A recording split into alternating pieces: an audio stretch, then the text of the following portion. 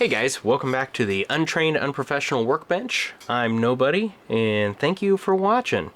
We're going to get right back into this here. We're starting part 3 of building the Oh Crap gun. In part 2, we did some jacketed hollow point testing to see how the 4 1/4 Prodigy will function with those different projectile shapes, and to kind of give us an idea of what is going to be needed to get this to perform better, or at least that's the goal. I've already done some work on this, and particularly I did this without you. I'm sorry guys, but I went ahead and ran the finish reamer through the barrel and got some material out, and I took some pictures along the way, so that way you guys can kind of see what I did. Now I initially started running the finish reamer through, and hopefully pictures are showing up now if I can figure out all this editing. If not, this is going to be what it looks like. But started running the finish reamer through with a little bit of a tap magic, and just slowly worked my way down. If there is a picture there, you can see the little shiny spot inside of the chamber versus the dark area, which is the old material. And what I would do is I would run the finish reamer a little bit and then go ahead and pull it out while rotating the reamer. You should always rotate reamers when you're inserting and extracting. And I would clean off the reamer and also take an old bore snake and run it back through to clear any small chips that might be in there.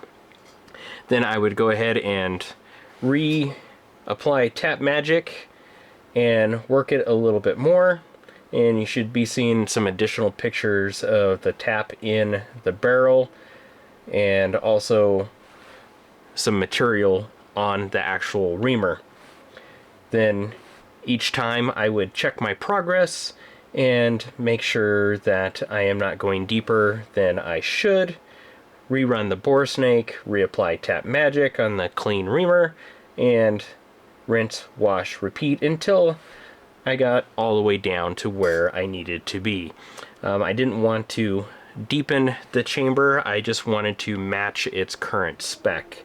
So always easier to remove more material than to add material back.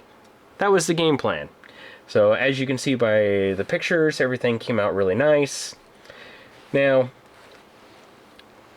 since running the reamer back through, I did create some sharp edges on several areas of the chamber, meaning right along this edge, the top of the hood, the sides, and also at the top of the feed ramp where it bevels over.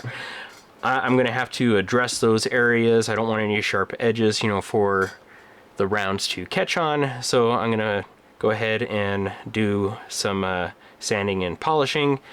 I'm also going to take the top of the feed ramp where it angles over. I'm going to round that a little bit more to give it a nice smooth transition, so that way the cases will less likely to catch right there. And then I am going to polish the chamber, paying particular attention to the top of the chamber, and also polish the feed ramp, which might be a little hard to see here. Maybe you can see it right there, but about 2/3 to 3/4 of the way up, you can see kind of a dull spot. That's where all the rounds that I've been firing have been hitting. Now, doing some research on feeding issues, usually if your rounds are impacting up here towards the top of the feed ramp, you know, that's about where you want. You do not want them to impact on the lower half of the feed ramp. So looks like we're doing pretty good there. Let's get to the next step. Okay guys, so gonna start breaking these edges. I'm gonna use a small file and then come back with some 240 grit just to soften it a little bit. But you want to be careful when you're hitting this and you're rubbing back and forth here, that you don't go too deep into the chamber and gouge the chamber itself with the file. Now you can just use rough sandpaper and just slowly take down those edges if that's what you want, or if you have a small needle file set to where it has a rounded edge. But again, same issue here is you got to be careful with going too deep. You can scratch and put a deep scratch inside of your chamber that you would have to hopefully be able to take out or polish enough to where you don't have any issues. But maybe you guys are more likely to have a needle file, which I know you can get needle files like at Home Depot, which is where this set came from. Can't remember where I got these Nicholsons, but had them for a little while. Let's go ahead and use the half round needle file. But I'm just going to go slow. I'm not taking off a whole lot. I'm just breaking the sharp edge.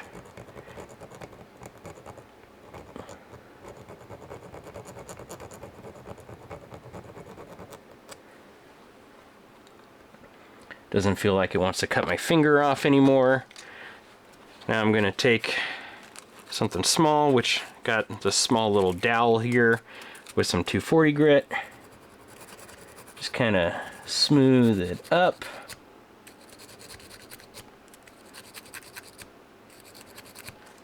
And I'm not going more than 240 on this right now, and that's because I will be hitting this again with some rubberized bullets to polish it while I'm doing the chamber itself. And I like these little dowels because they were suggested to me, and I like the idea of having something that won't get in and really bang up the chamber if that happens. Okay, so I'm going to go ahead and continue on hitting all of these surfaces, and then I'll bring you back when I mess with the feed ramp. Alright guys, so next step is going to be taking care of this area right here at the top of the feed ramp. And what we're going to do is just take care of these little machined corners, particularly this one, since this one got nice and sharp when I was running the finish reamer through. But I want to make sure that this is a nice smooth transition for the case to be able to come in and not catch in any way on any of those surfaces. Now afterwards we're going to go ahead and polish the chamber, but paying particular attention to the top of the hood, because this is where the nose of the bullet actually makes contact before it dives in and chambers into the barrel. So that is the next step. We're going to get right to it. Just so you guys have an idea that you can do this with whatever you have lying around, I'm using a piece of poplar dowel with some 240 grit, and I'm going to use this to go ahead and do two things. One, to be able to get into the chamber so I can work on those edges, but two, since I will be working up at the top of the chamber, I want to have something that's nice and soft in case if I hit too aggressively, I'm not gouging the chamber itself. So if you have something else, you can use a pen, but you might not be able to get as deep with it. But plastic works nice. A piece of brass or aluminum will work as well. So I'm just going to work that edge and take it down, and I'm going to adjust my angles, and I just want to work back and forth. And I'm trying really hard not to run this cloth. As you can see, it's a very pinpoint area, but I don't want it to be working material inside the chamber itself, because I don't want to have to refinish the chamber any more than I have to. And 240 grit can be pretty aggressive, and I just want to focus my area and be as efficient as possible. So take your time with this, really get those two areas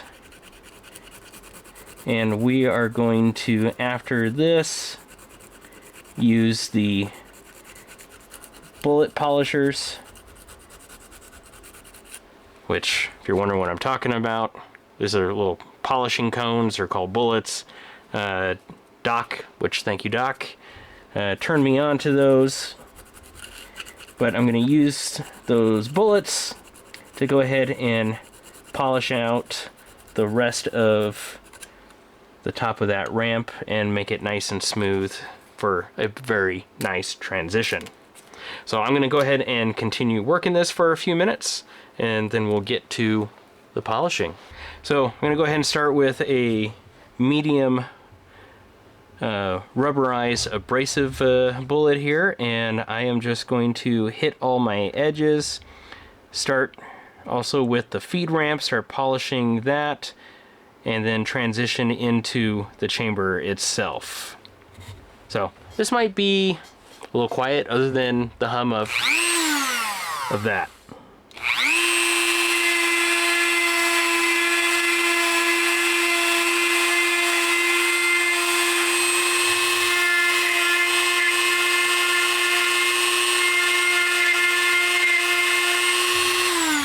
Now what I'm doing is I'm hitting all of my edges that I hit with the paper and the files.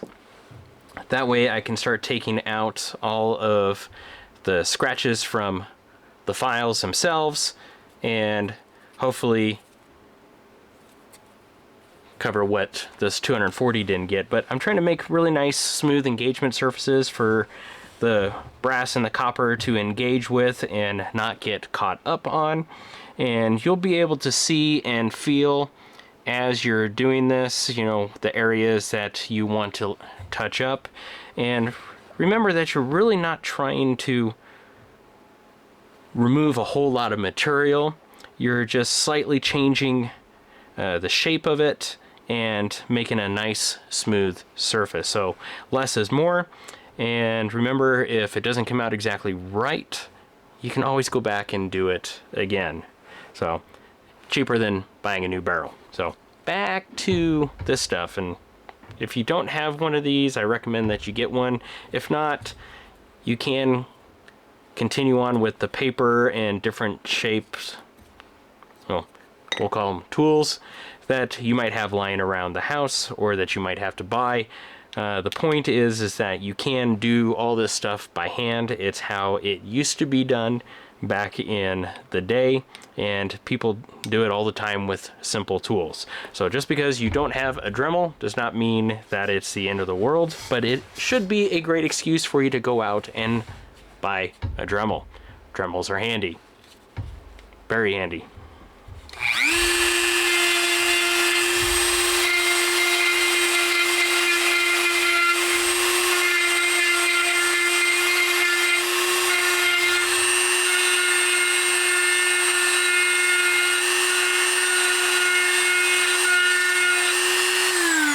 Now I'm trying to work back and forth, trying to make it as uniform as possible. That way I am not drastically changing the shape of the ramp.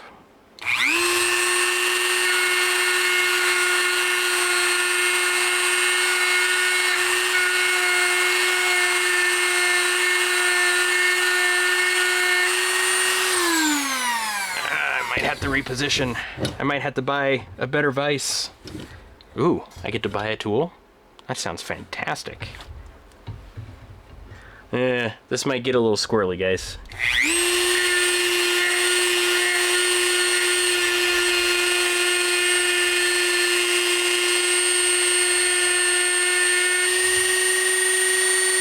Yeah, good, you can see it. Oh.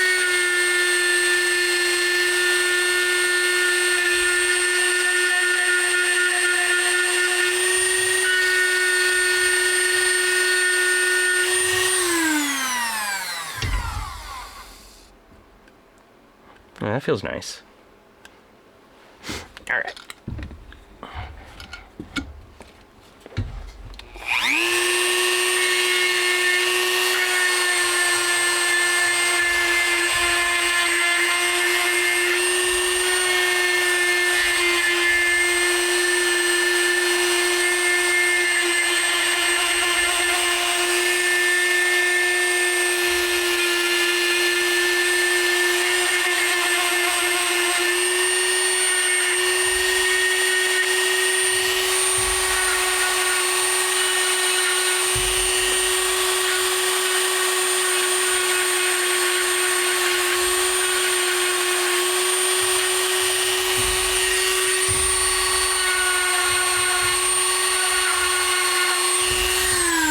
You know, it's really hard to work a tool and have the camera tripod sitting right here in the way.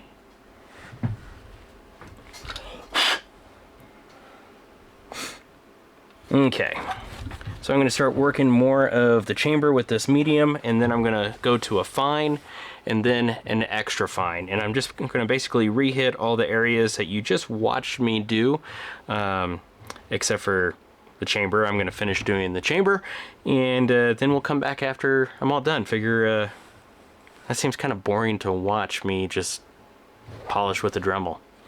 Unless you're into that. I don't know. That seems weird.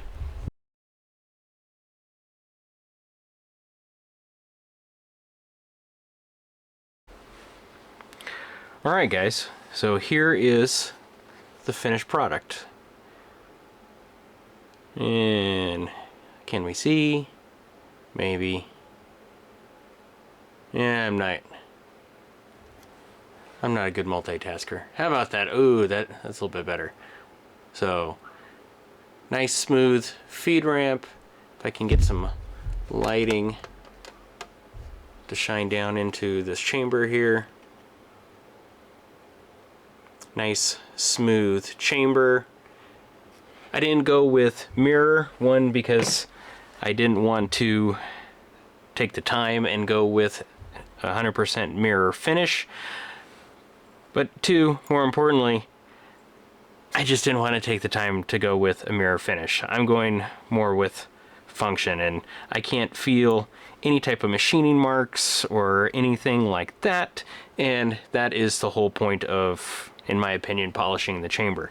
But then again, I am an untrained unprofessional, and I am just doing this based off of what, one, I have learned over the years, and two, with the 1911 platform, have learned on the internet. So, but that's where we're at with that. Now, I'm pretty much going to stop this video right here with the barrel, but I'll tell you what we're going to be doing this next go around, and that is doing a couple of things with the slide and the frame. And one thing that I have noticed is that I have some little brass shavings in the slide and on the frame. Let's see if you can see right there on that corner.